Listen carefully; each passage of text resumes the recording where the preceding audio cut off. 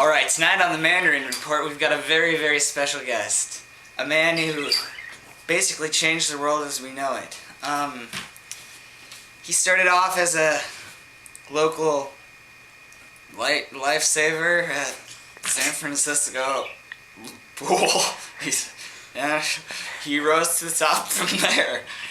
Please give it up for Aaron Ballsworth, the founder of Pool Noodles. Oh, wait. How am I supposed to... Sit right here, Aaron. Like this? No, it's a normal chair, Aaron. Oh. Okay. Good to have you. Good to have you, Aaron. Oh. Good to be here. Yeah. Jerry. Yeah, okay. Anyways, when did you first come up with the idea of Pool Noodles? And how did you get that? Well, Kirk, I was looking on eBay. It's a funny story, actually. I can't wait to hear it, Aaron. It's a hilarious story. I just can't keep myself from cracking up. And then my daughter came up to me and said, "How you doing?" And I answered back saying, "I'm pretty good." And then she says, "Hey Dad, look what I can do." And she jumps into the pool. And then I'm like, "Hey hon, that's not safe." And I was like, how can I make this safe for my daughter? And this is where it gets really emotional, actually. This is what really changed my life and got me started on this whole pool noodle revolution. I looked at her and I was like, you know, in order to have fun in the pool and be safe, you just need to have a long noodle. Oh! So that's how you came up with it, huh, Aaron? Yep. You know, it's interesting. My wife eats pasta. Pasta has noodles.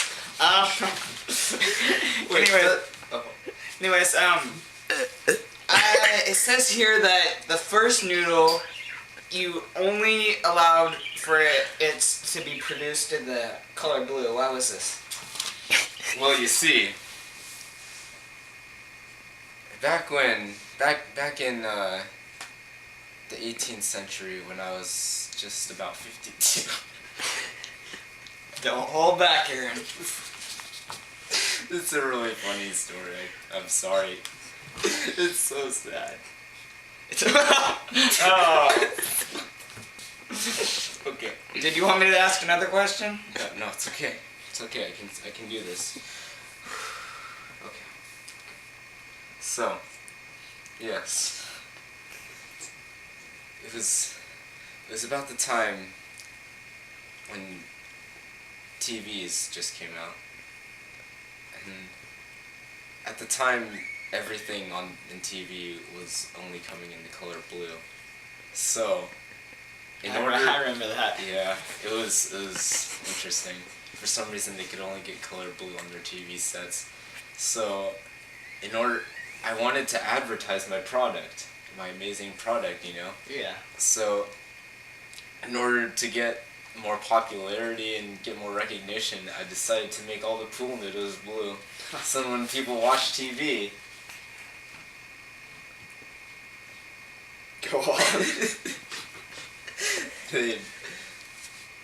They'd watch TV and say, "Hey, let's get the blue pool noodle." Oh. Okay. Next question. Yes.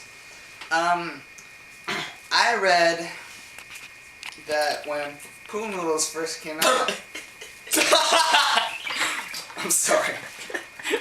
What I'm about to tell you is pretty funny.